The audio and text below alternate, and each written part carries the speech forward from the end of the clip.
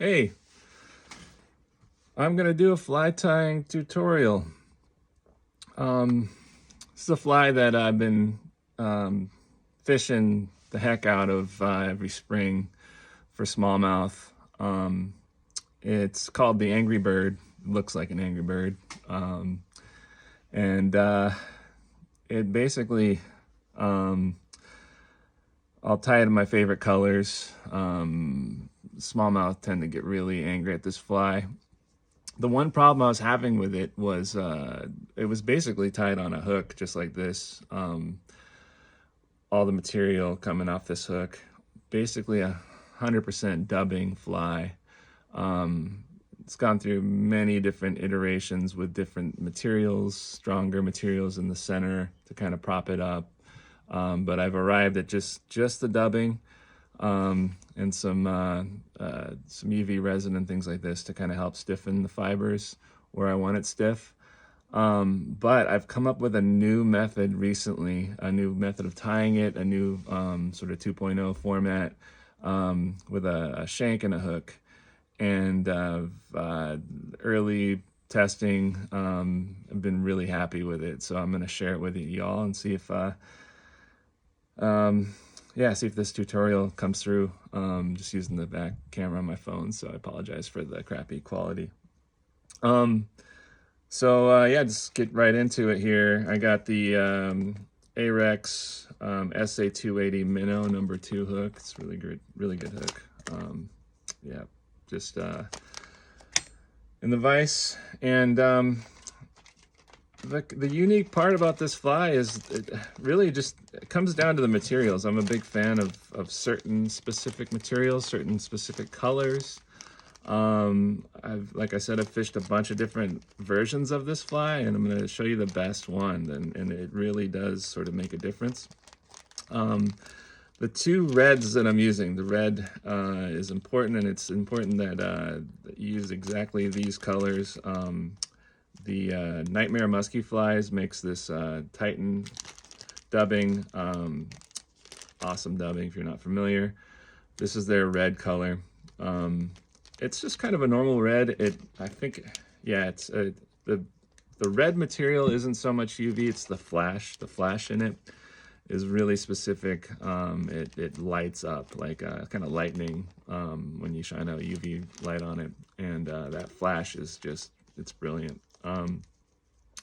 But I blend this, so I'm just taking a little bit, setting it down, and I'm blending it with one of my favorite dubbing colors and dubbing in general. This is the Latera Magnum Dubbing, also known as, or also labeled as American Tide Flies Magnum Dubbing, and this color is Red Roe. It is just an unbelievable color. There's a little bit of flash in it, but the red is very, very UV sensitive, and it just, it lights up.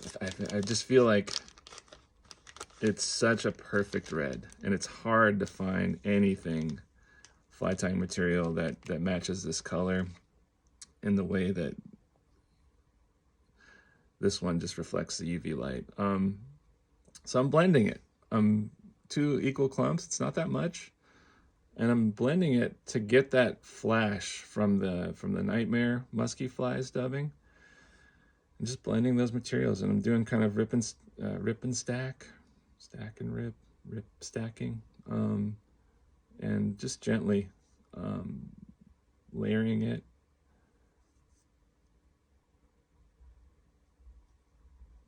The cool thing about this, the way I tie it, is you can really shape this fly by pulling on the fibers, because the dubbing is so thin and brittle. You can shape this fly, even though when you tie it, if you use too much material, you can actually thin it out quite a bit by brushing it with a coarse brush. You can just pull on the fibers and really get it to where you want it. And I'll say, I'll say this probably over and over again, but less is more. think everybody that first starts out tying a fly, tends to put more material, including myself. We're all guilty of it. So I put it on top there, but I also kind of made a point to kind of push it around the shank. But I definitely want to leave as much hook gap as possible. So you're tying in mostly from the top on this back part. And I just kind of wrapped it around right behind the eye. And then I'm folding it back over. And I'm just going over just a little bit. So you got a little bit of shank exposed here. And you're just kind of doubling it over. We call that 60-40 or whatever, but it's definitely not a 50-50 fold over. It's a little bit shorter up on top, and this is going to give you more of a sort of a taper. And then I'm just pulling on the back, so about a hook and a half length off the curve of the hook there. And I can shorten that. I can leave it the way it is. I can, mess with that later, but right now that's pretty good. Second color is this NMF Sunset. And this is an olive.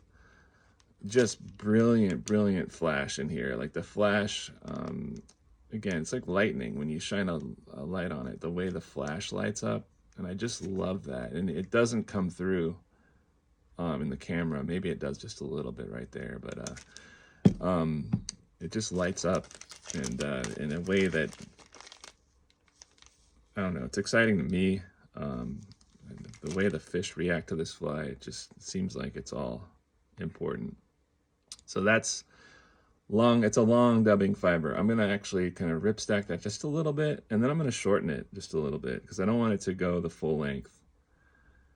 So I'm just grab it like this. I'm just going to pull it and stack it, and it's about a little bit over half the length that it was. And I'm going to set that right up on top here, a little bit more than halfway, right behind the eye. Tie it down. I'm going to kind of manipulate it just a little bit and then fold that over, and then that's a completed tail section. And you'll see it doesn't really make sense to put this green or olive over.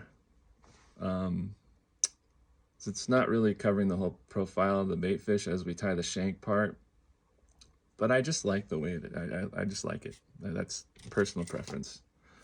You can just go with a red tail if you want, be just as effective. But I like the way that looks. So I'm just going to brush that out just a little bit, not too intense, but just kind of give it a little brush with this coarse bristle. And then the last touch we're going to do on every or on both sections is some glue and some UV resin. And that's kind of the most important. Let's see here.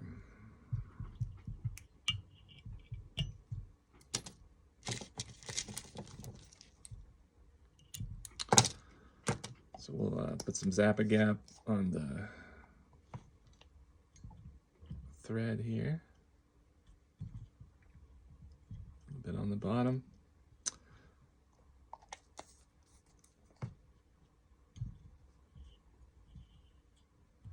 and then we're going to use this Solarez Flex finish. And the cool thing about this is you can kind of sculpt it, and it'll hold its profile and turn that dubbing into something a little bit stiffer. My bottle's almost empty, but I'm just going to use a little bit here.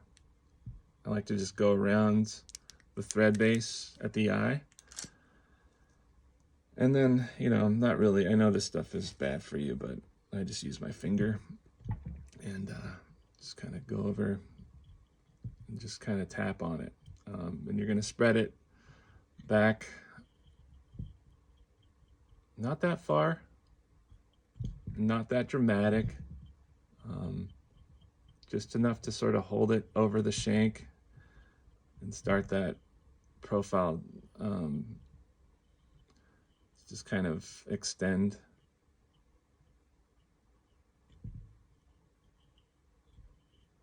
Keep the material from fouling on itself. And then you're just going to look at it, make sure it's all straight. It doesn't have to be 100%. Actually, the imperfections in this fly kind of help it swim a little bit better sometimes. But this hook shank or shank hook profile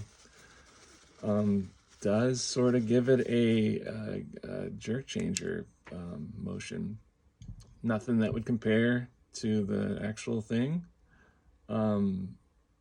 But I mean, talk about dead bait fish or wounded bait fish. Man, it does make a difference in the way that it swims. It will jackknife, it'll do some strange things, which is kind of cool. But to give you an idea, if you just put eyes on this, this was kind of the original Angry Bird. And fished great. And you know, as I progressed with it, I really kind of left the hook gap exposed more and more and more, and just tied on top. And very successful fly. However, this second version, I feel like, is all the better, and in a couple ways. Because of the jerk changer motion and the shank and that that back end sort of being a little bit further back, helps with short bites, helps the fish that are just not so committed. Again, the hook exposure, I'm just shortening the tail a little bit, just on a whim here. I feel like it should be a tiny bit shorter. So again, you can just manipulate this fly as you fish these flies, and especially if you're on a good situation where you're catching lots of fish, it'll start losing fibers on its own. I mean, I've fished these a couple days in a row and caught, you know, tons and tons and tons of big fish on them, and as they'll just turn into a pathetic looking fly with barely any material on it, and they'll still fish. It seems like the more they get beat up, the better they fish. So the shank I'm using, nothing to it. It's a, let's make sure I got the right one here. Yeah, here it is. Yep, 20 millimeter, 3/4 FSAS FS20 articulated fish spine shank. Super light. The hook is the heavier part, so you got the heavy in the back, which also helps with jackknifing. The shank it just weighs nothing, which is, I think, a good thing. These Peak Vices, although they're cheap, and they're decent for the money, they don't do so well with these shanks, so I'm just going to do the best I can here.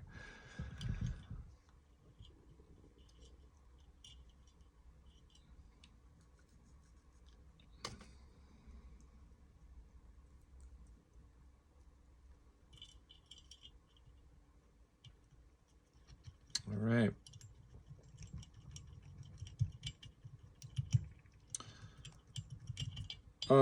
Pretty critical. I always close that gap in the eye of the shank, and to do that effectively, most of the time it takes a little Zappa gap.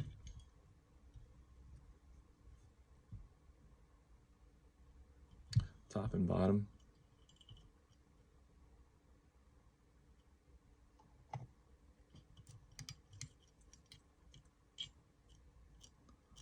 And that just keeps the fly from fouling. Another thing I've sort of, this is not necessary, but I like to do this. There's lots of materials you can use to get the same effect. The one I had available was this Hairline Spectrum Glimmer. And it's a chenille pearl mix. It's kind of a chenille that you would use on a steelhead fly. SGC284. If anybody's interested in getting this exact thing, doesn't take much, but I like it as something to put right at the beginning that you can palmer, and nothing's really palmered on this fly except for this material, but I like the length of it. I like the it's not so stiff. It's basically 1 wrap, 1.5, 2.5, 3. You don't need much. That's 3 wraps, 3.5 wraps. And you can see the base of this chenille is pretty thick, which is not necessarily the greatest, but it's just basically flash that I palmer in there, and it helps sort of bridge the gap between the shank and the hook. Adds a little bit extra flash in there, and once we're done with the fly, you might not even see it so much, but it's there. It'll pick up light, and it's just a little thing that I feel better doing. Sometimes you just make these decisions based on your gut instinct. And again, this is a fly that you can tie in any dubbing color. I recommend, using this Nightmare Musky flies and the Latara Magnum Dubbing, or mixing them is what I found most effective. But you need that length on the dubbing. But heck, you could do it with Senyo's laser dubbing and make it shorter, make it smaller, experiment with it. But again, the translucency of this fly, like it lends itself to a high pressure situation very well, because it just seems like sometimes when you have these big meals or these flies that are substantial and they push water and they have an opaqueness to them, if a fish is just not really committed, and then you throw, like, it's kind of the same concept. You throw a live bait at a fish, it's gonna make a different decision. Like if you have fish that are high pressured and the only thing that works is live bait, the closer you can get to that, to fooling the fish, sometimes the better. And these flies, again, they have a translucency to them. They just give off that vibe, and you'll see the reactions kind of change. These fish kind of start, they go from very cautious, a lot of follows, to making the decision to go ahead and take the fly. So I've done really well, but then again, I've done just as well on days with other people in the boat fishing clouser minnows, which kind of go off the same thing. The thing I like about this fly, as opposed to a clouser minnow, is the hover. So it's basically a weightless fly, and it will hover. It'll do things that a clouser won't do. You can fish it slower. Again, last couple days ago, I was fishing the river with an intermediate line, and you could really slow it down. You could speed it up. You can do all kinds of stuff with it, and keep it at a certain depth. And I feel like that can be an effective strategy to have. But every situation's different, so it's nice to have different flies that do different things. So we got that chenille on there. I probably won't use any more. Well, actually, no. For the first bit of red they'll put on there, I'll use a little bit of the Nightmare. Again, this is barely any. It's very easy to grab too much. And I'll blend it again, just for the first bit of red that I'm putting on this second bit. And ripping, stacking.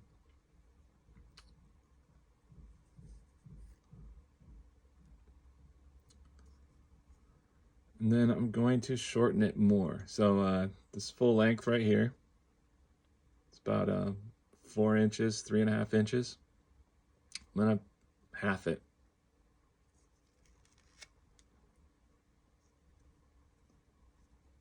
It's just important to keep that taper. It's almost too much material right now. Just thin it out just a little bit. And we're gonna go over the top here. And again, these flies are kind of improvised. I mean, you're just feeling it out. You want to get that weight perfect. So I feel like this material is too long to tie in at the very back. So I kind of picked almost a mid section of the shank. I'm kind of rolling it over just a little bit. And then I'm gonna thin this guy just a little and then fold that back and see what that looks like. So you can see I kind of wrapped it back or forward to shorten the second section. As I fold it over, it's going to be shorter. You can control it that way. And then tying that over. And it's just pushing all these fibers back. So yeah, you can see there's a nice little section that doesn't have any fiber on the bottom. That's where we're going to hit next, is the bottom section of it. And we'll probably go a little bit shorter for the bottom, and I'm just going to use the Magnum Dubbing from here on out. Very thin, not much material. It's super easy to grab too much. I'm going to half it, rip stack.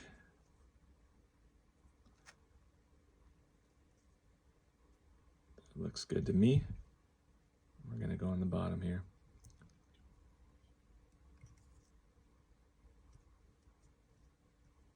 Again, kind of roly-poly it, spread it out a little bit, fold it over, tie it in.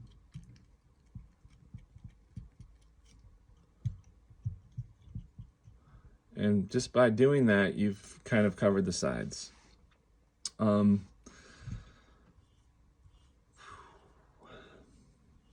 So we're going to repeat that a few times, and again, depending on the length of your shank, if you want to do a little bit longer, you're just repeating it. You're just trying to build this baitfish profile. And I haven't come up with a formula or any sort of specifics here as to how many times, how much material, how long each one is. You're just kind of using your imagination. If you don't like it, you can restart, you can tear it out. But it's just basically a feel that you'll have. Each one I'm tying over a bit. So instead of just building up a thread base, I'm wrapping over the material just to really push it back, because that's important. The head of this fly can be a little bit thicker, but it is important that the tail is not as thick. It'll give it, once we start with the resin on the head, it'll have more of a flare. But we want to get that head kind of needle sharp, skinny. Few more, and at this point, I already feel like I have a little too much material, but no, it looks perfect. It's good. I like it. I like the way it is. But last one I tied, I felt like I had a little too much material. So what I did was I just started ripping at it and pulling the fibers out. And you can do that anytime. And it's really easy and effective way to just kind of get your fly to where you want it.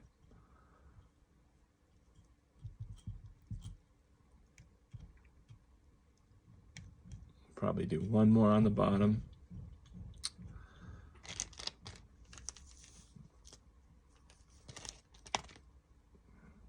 Just a little bit.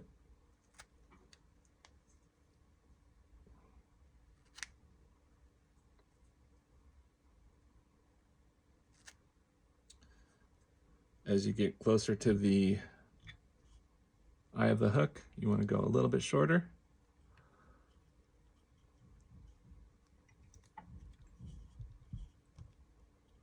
Last one for the eye, we're going to use the green Sunset.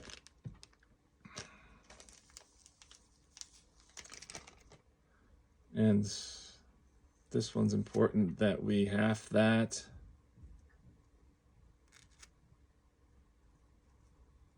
As we stack it, you can see the center part of it's getting a little bit more thick, which is what you want. Just pulling a little bit out of the ends here. And putting that right there. And I want it to sort of touch the beginning of the green over here. And you can see why that doesn't quite make sense to have the green, because it's sort of goes into the fly, but I just like it. I think it looks good. It could give the illusion of a stripe. Whatever it is, it just looks good to me. So that's the way I've been tying it. And then right behind the eye.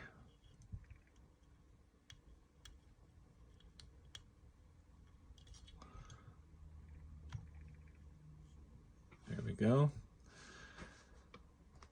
And one more on the bottom,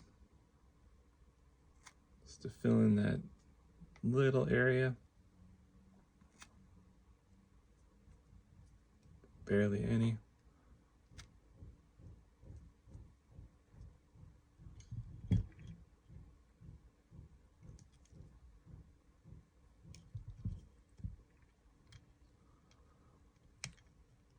There we go. Now what you get here, there's a lot of thread up there. That's all right. The thread I'm using is just your standard 140, any type of thread that you'd use to tie a bass fly. Nothing too specific.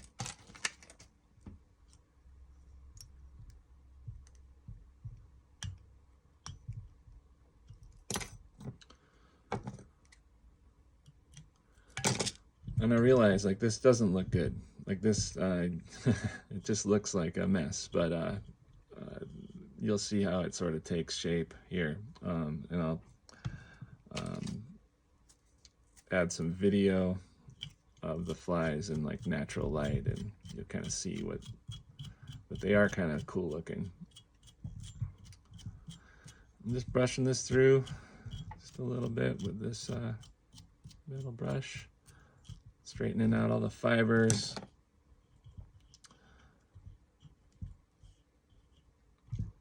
There's that profile, and you can see how the material sort of ends right about here, and that hook is exposed. And I think that's huge for just maintaining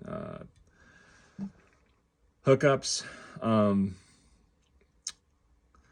it's a bait fish, so they're gonna go for the head anyways. This hook is now sort of on a swivel here, and it just seemed to find the mouth quite a bit better than what I've experienced in the past. But again, this is a shank and a hook, and it really isn't complicated. It's just something a little extra that I feel like is necessary, and that's why I'm showing everybody here. It definitely has paid off in the short time I've been fishing this new iteration. It's been very noticeable. So I'll zap-a-gap the thread a little bit here.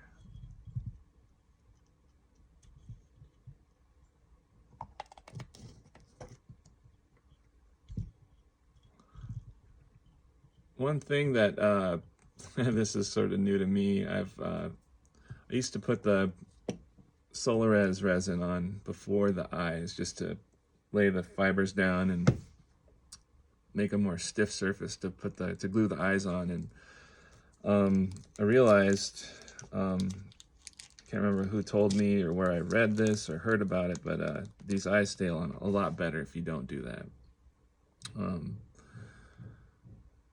The eyes I'm using are they're called molded 3D lure eyes,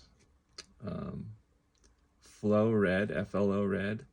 And this is lurepartsonline.com. That's where you can get these. And they kind of do that, they give it that Angry Bird sort of look.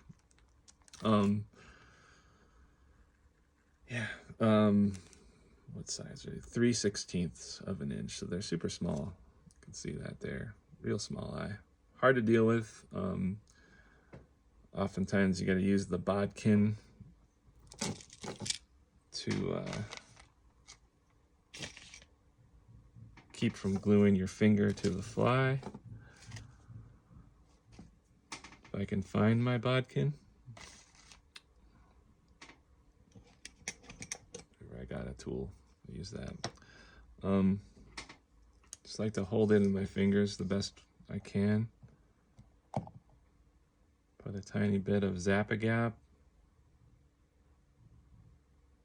Already glued my finger to it. And we're gonna stick it right on the thread base, right behind the eye, and that's just like that. Now, is that where normal eyes are on a fly? I don't, on a bait fish, I don't think so. It's not really the realistic way to do it. However,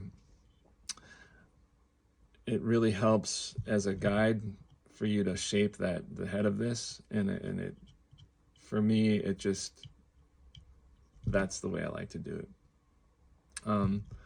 You don't really need to put eyes on this fly. I'm just a fan of eyes. For some reason, it's not complete without eyes. Personal preference. These eyes do have a really nice UV reflectivity, and that little pop there gives me more confidence.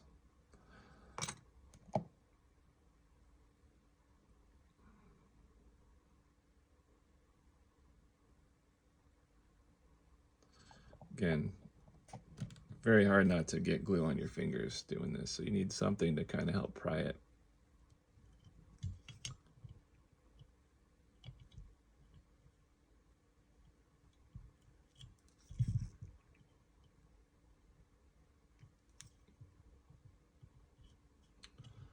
That's that.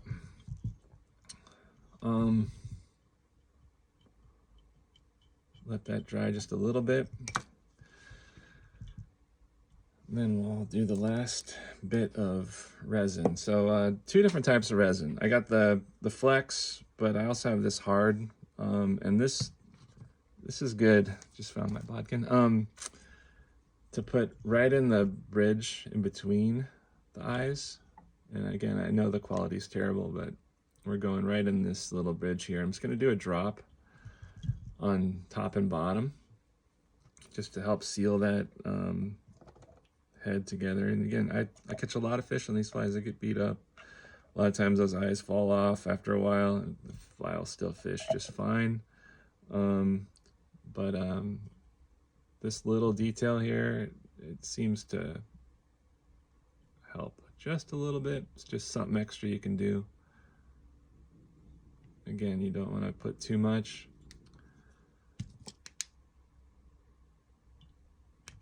It's good, just a tiny little drop in between.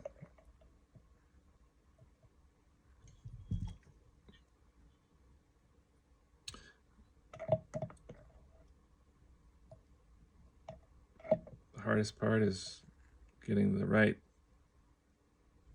size drop on the end of your bodkin, not covering the eye of the hook. And if you do, it's no big deal. You can just wipe it.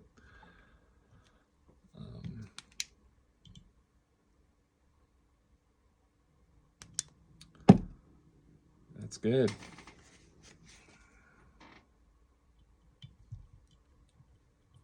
All right, still good. All right, so that's it for the hard stuff. We're gonna do the flex. And I'm gonna go around just behind the eyes. So just a full circle behind the eyes.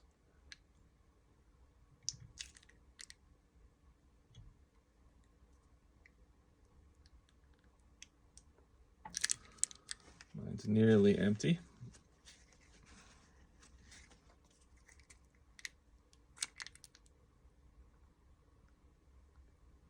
There it goes.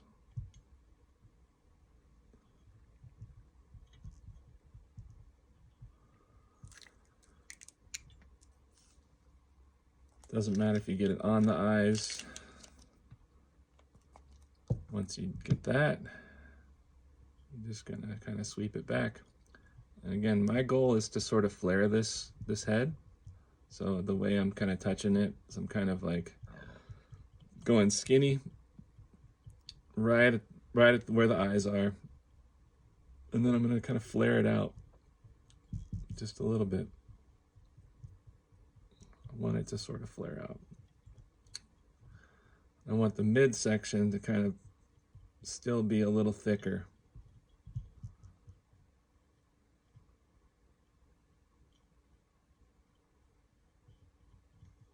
But you're not pushing this back to the end of the fibers. You're leaving the ends of the fibers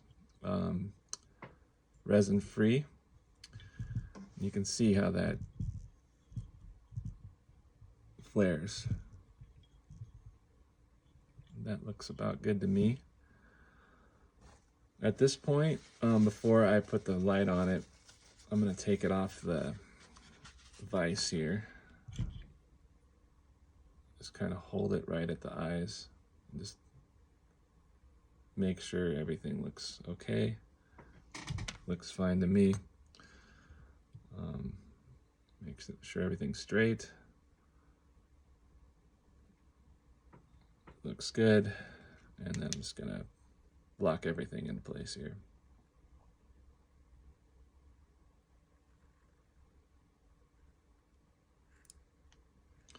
You can see those, the flash just coming through. You can see how it's kind of a translucent. Once you put that in the water, it really sort of, that translucency just really shows itself. And this becomes a deadly, very deadly bayfish fly. All dubbing, kind of tied in a pugliese style with that kind of stacked material. But it's very different than the EP fiber. The combination of the color, the flash, the way the flash is blended throughout the fly, I don't know, there's just something about it. There's a mojo to this that just works. You can see that almost like a part. I love that. That hook's just in there moving freely, but as I shake it, it doesn't really want to swing all the way around. It's a little stiff, which is good. That's kind of what you want. Yeah, I'll roll some video of that fly outside, so you can get a little better picture. But that's the Angry Bird 2.0. Fish it. Let me know what you think. All right, adios.